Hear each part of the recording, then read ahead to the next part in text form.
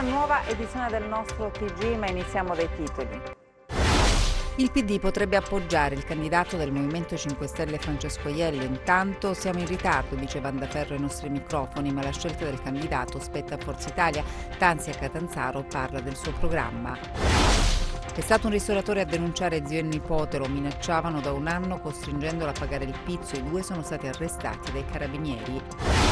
Tragedia a Stefanaconi nel Vibonese, un uomo si è dato fuoco all'interno del cimitero, le sue condizioni sono gravissime, è stato trasportato in elisoccorso a Catania.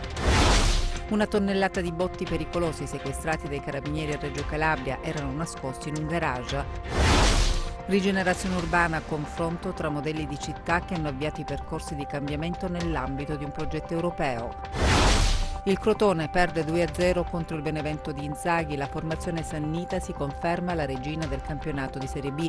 Domani in campo il Cosenza, in Serie C rinviato il derby tra la Vibonese e il Catanzaro per l'allerta meteo diramata dalla Protezione Civile. La politica regionale dunque in apertura di questa edizione del nostro giornale. C'è la data delle elezioni, ma ancora c'è tanta confusione all'interno dei partiti. Adesso il PD potrebbe sostenere il candidato dei 5 Stelle Francesco Aiello. Intanto Vandaferro ai nostri microfoni dice siamo in ritardo, ma la scelta del candidato spetta a Forza Italia. Carlo Tanzi invece a Catanzaro parla del suo programma. Ci siamo? No, ancora no.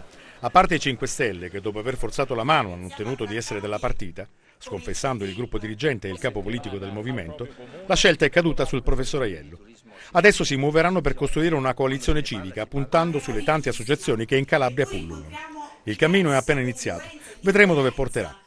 Nel centrodestra invece ci sarà ancora da attendere, ma la situazione tra gli alleati è molto chiara, è chiara da tempo. Sentite Vandaferro. È normale che la responsabilità sta a chi fa i nomi, che devono essere in qualche modo condivisi da una coalizione, in questo caso da Fratelli d'Italia e dalla Lega, considerato che da un vecchio documento risulta spettare la Calabria l'indicazione da parte di Forza Italia. Auspichiamo che al più presto questo possa essere definito all'insegna non soltanto della vittoria, e questo ci tengo a dirlo, all'insegna di 5 anni di governo, che sarà un governo duro per l'eredità che si andrà a trovare, ma soprattutto la possibilità di governare i calabresi dando risposte e liberandoli dal bisogno. E se nel PD l'aria è stagnante in attesa del guizzo, della soluzione che tolga le castagne dal fuoco a Graziano e compagni, gli oliveriani continuano a premere su Zingaretti che conceda loro le primarie, anche se siamo fuori tempo massimo. Intanto Carlo Tanzi prosegue il suo viaggio. Eccolo a Catanzaro. I calabresi non sono fessi, non sono stupidi, i calabresi sanno distinguere, sono molto più intelligenti di quanto sembra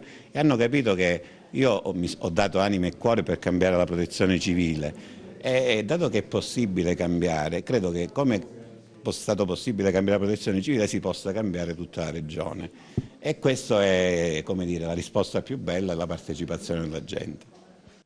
La situazione è quella che abbiamo rappresentato nel servizio, ma la politica è sempre in movimento e prima di andare in onda abbiamo intercettato questa ipotesi che viaggia all'interno del Partito Democratico. C'è chi sostiene che ci possano essere le condizioni per trovare un punto d'incontro col Movimento 5 Stelle. Quale potrebbe essere questo punto d'incontro? Quello di appoggiare il candidato scelto dal Movimento, vale a dire il professor Francesco Aiello. Ma c'è da superare la resistenza, per esempio, del capo politico dei 5 Stelle, il quale non più tardi di qualche giorno fa ha detto no, escludiamo qualsiasi possibilità di correre insieme al PD. Se non dovesse essere superata questa resistenza e se il PD dovesse virare allora a questo punto su altro, si fa sempre più forte e insistente la voce che il partito potrebbe in qualche modo promuovere qualche suo iscritto e tra questi figura il presidente della provincia di Cosenza, Franco Iacucci, il quale se dovesse persistere questa situazione si troverebbe nelle condizioni di essere l'unica possibilità al vaglio del commissario del PD calabrese. Vedremo perché tutto è in evoluzione, in fermento, ci si sta lavorando, i partiti nel loro interno stanno ragionando moltissimo perché la partita è molto molto delicata. Sul fronte degli oliveriani, cioè coloro i quali hanno posto come unica condizione quella della candidatura di Oliverio, la ricandidatura di Oliverio, da quel che abbiamo raccolto si procederà, si continuerà ad insistere su questa strada, visto che la proposta di far svolgere le primarie non è passata perché né Graziano né Zingaretti pare abbiano preso in considerazione questa ipotesi. Insomma, è tutto in evoluzione e forse la prossima settimana sarà quella decisiva. La cronaca adesso è accaduto tutto in pochi secondi nel cimitero di Stefanaconi. Un impiegato comunale si è dato fuoco questa mattina all'uomo che in passato era stato segretario del Partito della Rifondazione Comunista, adesso è in gravi condizioni.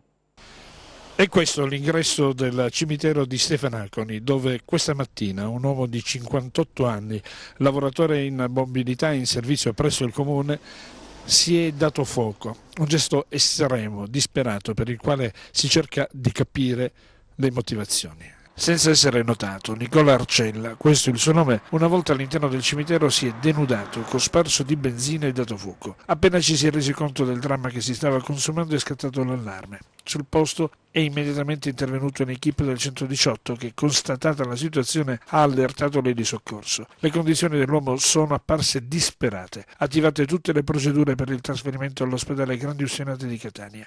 Sul posto anche i vigili del fuoco del comando provinciale di Vibo Valentia e i carabinieri della stazione di Sant'Onofrio che hanno avviato le indagini per capire i motivi di un gesto così eclatante. L'uomo è stato trovato disteso all'interno del cimitero con i vestiti ed il telefono messi da parte e della benzina a terra. Arcella era una persona conosciuta ed apprezzata nel Vibonese, attivista politico e già segretario provinciale di Rifondazione Comunista, partito del quale è stata una figura storica, ed ex consigliere comunale proprio a Stefanaconi. Negli ultimi tempi si era avvicinato al movimento di De Magistris, attualmente è portavoce provinciale del Sud che sogna, il movimento del sindaco di Napoli. Mai aveva dato alcun segnale che potesse far presagire questo gesto estremo, ma a quanto trapela, ultimamente pare avesse manifestato preoccupazioni per questioni legate al lavoro. Avrebbe lasciato una lettera alla moglie e anche prima del tragico epilogo avrebbe mandato messaggi su WhatsApp in cui annunciava la sua intenzione di togliersi la vita. Una tonnellata di botti pericolosi sono stati sequestrati dai carabinieri a Reggio Calabria, erano nascosti in un garage. Un vero e proprio arsenale scoperto e sequestrato dai carabinieri a Reggio Calabria, i sigilli ad oltre una tonnellata di esplosivo e polvere da sparo, oltre a fuochi pirotecnici. Una persona è stata arrestata e un'altra denunciata con l'accusa di detenzione illegale, omessa custodia e omessa denuncia di artifici pirotecnici. I carabinieri, in collaborazione con i cacciatori di Calabria, hanno trovato nell'abitazione di un 56enne già noto alle forze dell'ordine chili di artifici pirotecnici nascosti in un garage di pertinenza dell'abitazione, 3.100 i pezzi sequestrati tra petardi, fontane di varie dimensioni e forme, raudi, batterie da circa 50 colpi l'una con i bengala, il tutto destinato alla vendita in occasione delle prossime festività. I militari in un'altra circostanza hanno arrestato un 45enne di origine campana, trovato in possesso di oltre 300 kg di botti più 80 kg di polvere da sparo e 300 ordigni esplosivi artigianali. Serrati i controlli dei carabinieri per contrastare la vendita di botti illegali e tutelare la sicurezza dei cittadini. E adesso i nostri 100 secondi di cronaca.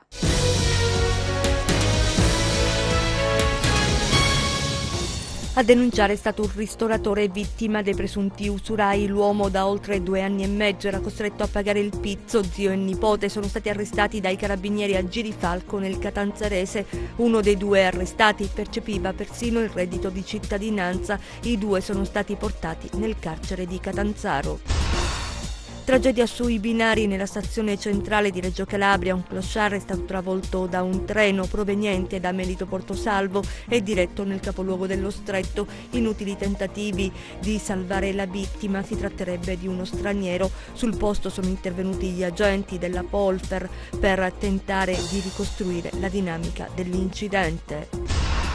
Fermati 2 presunti scafisti dello sbarco di migranti avvenuto nella serata del 21 novembre al largo di Crotone. Il provvedimento nei confronti dei 2 cittadini russi accusati di favoreggiamento dell'immigrazione clandestina è stato eseguito da personale della squadra mobile della Guardia di Finanza. Le testimonianze dei migranti hanno consentito di acclarare la responsabilità dei 2.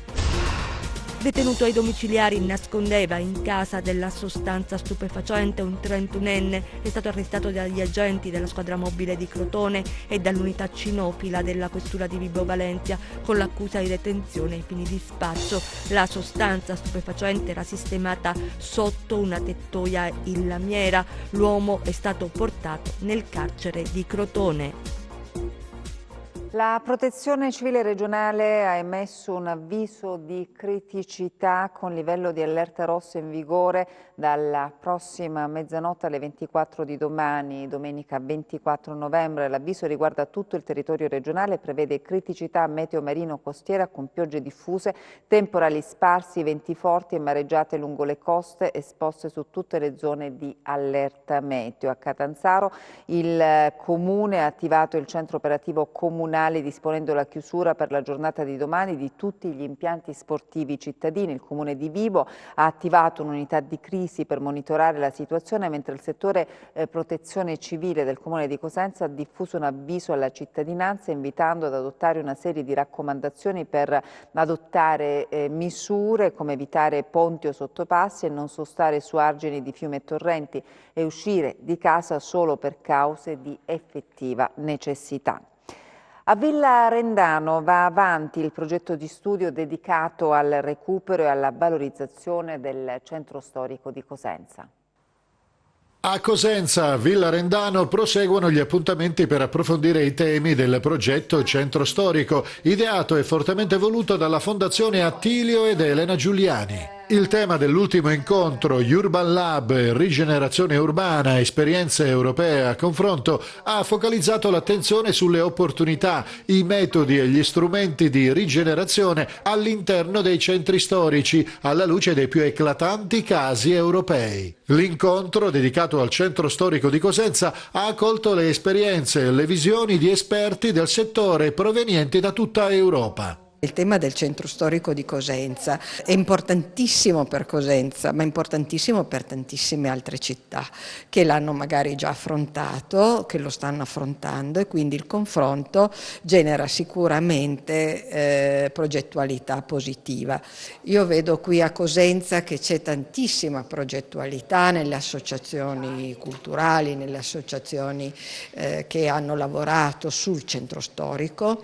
Vedo che c'è anche molto lavoro da parte di alcuni dipartimenti universitari, sicuramente c'è un'amministrazione che ha cura della propria città, però manca una regia e manca un metodo. Quindi quello che vogliamo a Villa Rendano, per carità, non è insegnare qualcosa a qualcuno, ma proporre dei metodi con i quali altre città hanno affrontato questo tema e come lo hanno risolto, in parte o totalmente. Ci spostiamo a Reggio Calabria per parlare di un convegno che ha affrontato la delicata tematica della violenza sugli anziani. Definire un'azione piena a tutela delle donne anziane attraverso nuovi percorsi normativi e sinergie tra società civile, agenzie formative e istituzioni. Questo è il messaggio che arriva da un convegno organizzato dalla sezione del PD di Siderno e che ha avuto come location la sala incontri della libreria Mondadori. Sociologi, politici, cittadini hanno espresso le loro idee rispetto ad un tema di estrema attualità e di drammatico impatto. Le donne vanno tutelate, le donne anziane ancora di di più. Eppure i ritardi ci sono, le difficoltà ad impedire nel 100% dei casi violenza pure, nonostante i progressi che non possono essere negati. L'iniziativa ha registrato interesse anche perché da tempo mondo politico e associazioni stanno lavorando alla idea di un programma comune. Bisogna agire però in tempi più solleciti. Da analisi sociologiche, infatti, il 2030 sarà una specie di punto di demarcazione. O il tema sarà definito con un blocco di leggi efficaci e con un impegno nella gestione assoluto, o il rischio che si trascuri totalmente la fascia della terza età è concreto. Le conclusioni sono state affidate all'assessore regionale Maria Teresa Fragomeni, che ha ribadito l'urgenza di ulteriori interventi e nel contempo ha sottolineato che molto va fatto sul sistema di sorveglianza. Anche in barba alla privacy ha chiarito: dove ci sono bambini e anziani le telecamere devono esserci, non si può limitare la loro funzione. A fine lavori gli allievi della scuola di arti marziali del professor Giuseppe Cavallo hanno dato una dimostrazione di alcune tecniche di autodifesa. Inaugurati a Cosenza anche i mercatini di Natale della Villa Nuova, che si aggiungono a quelli di Piazza Bilotti. Cosenza quest'anno ha due diverse location per i mercatini di Natale. Dopo quelli di Piazza Bilotti sono stati inaugurati anche i mercatini all'interno della Villa Nuova. L'iniziativa, promossa dall'associazione Mercatini di Natale, è stata accolta con favore dalla Commissione Consiliare Attività Produttive di Palazzo dei Bruzzi e sostenuta con entusiasmo dall'assessore Loredana Pastore. La finalità dei mercatini nella Villa Nuova è anche quella di offrire, oltre ai consueti addobbi e installazioni, anche uno spazio dedicato all'enogastronomia del periodo natalizio e uno spazio di divertimento e gioco per i bambini e le loro famiglie. La Villa Nuova rappresenta un po' il regno dei bambini, perché è bella con tutto il verde, i bambini possono giocare, quindi qui abbiamo creato la casetta di Babbo Natale dove i bambini potranno comunque dare la letterina in questi giorni. Invito tutti a venire a Cosenza in questo periodo di Natale, perché oltre ai mercatini c'è tanto da visitare, i musei, soprattutto il museo multimediale dove avremo Pinocchio, il programma vasto del planetario. Per quanti vorranno fare shopping si potrà fare senza stress, perché l'amministrazione comunale ha organizzato quest'anno un potenziamento straordinario dei trasporti. Iniziamo con I Love Shopping, navetta Amaco che su richiesta verrà a prendervi a casa e vi riporterà. Abbiamo fatto dei parcheggi scambiatori, daremo i dettagli in questi giorni, ma vi dico già le 3 postazioni: Vagliolise, via Popilia e il ponte di Calatrava. Tante le iniziative per la giornata mondiale contro la violenza alle donne, un weekend ricco di incontri e convegni. Domani a San Vincenzo La Costa nel Cosentino, una mattinata di lavori promossa dall'associazione VOS, l'amministrazione comunale e dall'associazione Sofema. Ai nostri microfoni la presidente dell'associazione VOS, Nunzia De Rose.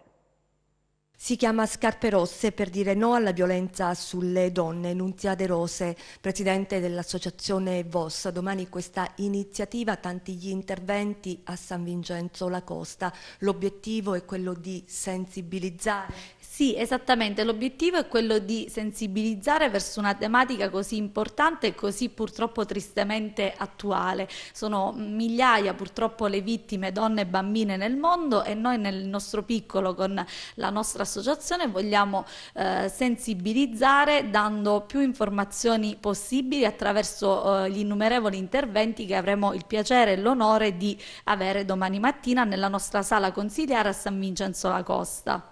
Ci saranno anche tra gli interventi Matilde Lanzino, quindi ricorderete anche i servizi come gli sportelli aperti per l'ascolto alle donne. Sì, esattamente, avremo con noi la Fondazione Lanzino nelle persone dei signori Lanzino, Franco e Matilde, e poi anche la presidente dello sportello Sofema, Marina Lento, uno sportello fondato a Montaltofugo ma che ha anche una sede a San Vincenzo La Costa, uno sportello di ascolto per tutti i bisogni delle donne, le violenze, le necessità a cui potersi rivolgere. Siamo alla pagina sportiva, parliamo di calcio. Il Crotone perde 2-0 contro il Benevento di Inzaghi. La formazione sannita si conferma così la regina del campionato di Serie B. Il Crotone si ferma a Benevento e dal via libera alla capolista che va in fuga. Un successo importante per i campani che si mostrano solidi e concreti. Emergenza in difesa per Inzaghi, Stroppa si affida al collaudato 3-5-2 con Messias a supporto di Simi. I padroni di casa partono forte, Schiattarella dentro per la spizzata di Insigne che rimpalla sulla testa di Mazzotta indirizzando sulla traversa la sfera, un brivido sulla schiena di Cordaz. Resta nel metà campo avversario del Benevento e la sblocca grazie alla penetrazione di Viola, steso in area da crociata. Fornò non ha dubbi ad indicare il dischetto. Dagli 11 metri per il primo penalty stagionale c'è lo stesso Viola che spiazza Cordaz. Provano a reagire subito gli ospiti dagli sviluppi di un corner con la conclusione da fuori di Molina.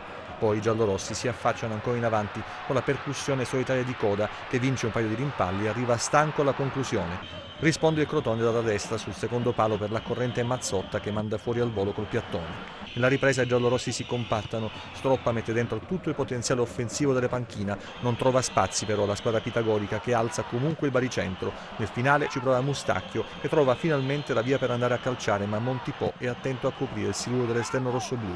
La può chiudere Coda tu per tu con il portiere, ma spara addosso a Cordaz. Dopo di lui ci prova Armenteros in contropiede rimontato proprio sul più bello. Praterie però nel forcing finale per il Benevento che allo scadere vengono sfruttate dai sanniti Coda, Tello e Improta che stoppa e non lascia scampo col sinistro per chiuderla. A causa dell'allerta meteo di domani in Calabria è stato rinviato il derby tra la Virbonese e il Catanzaro. Il sindaco di Vibo, Maria Limerdo, ha firmato l'ordinanza che impone la chiusura dello stadio Luigi Razza proprio per via dell'allerta rossa diramata dalla Protezione Civile. Nel prossimo servizio invece gli impegni delle altre calabresi di calcio. Fondamentale tornare a vincere con il Cosenza, questo è il diktat in casa bianconera dopo la sconfitta subita allo Scida di Crotone. Oggi la rifinitura a porte chiuse al Picchio Village e domani alle 15 il match della 13ª giornata. L'obiettivo della formazione di Zanetti è raggiungere i play-off. La squadra sta bene, abbiamo lavorato tanto, abbiamo avuto questi 15 giorni per lavorare su tantissime cose, abbiamo analizzato bene la partita e anche altre partite, insomma abbiamo un po' fatto un punto della situazione, siamo ripartiti e da domani mi aspetto veramente molto. Il Cosenza invece vuole uscire indenne dalla seconda trasferta consecutiva dopo il pari di Trapani. Fra le fila dei lupi 2 ex ascolani, Legittimo e Canutè, che sono fra i convocati. Carretta invece convive con un problemino muscolare. Carretta purtroppo si porta dietro un problema che è dovuto dal fatto dell'intervento che ha avuto e che poi gli si è infiammato un po' il pube e adesso dobbiamo essere bravi a gestirlo perché per noi è un giocatore molto importante. Domani sarà il primo impegno ufficiale per il neo direttore generale dei rossoblù Luca Petroni. Adesso le previsioni del tempo.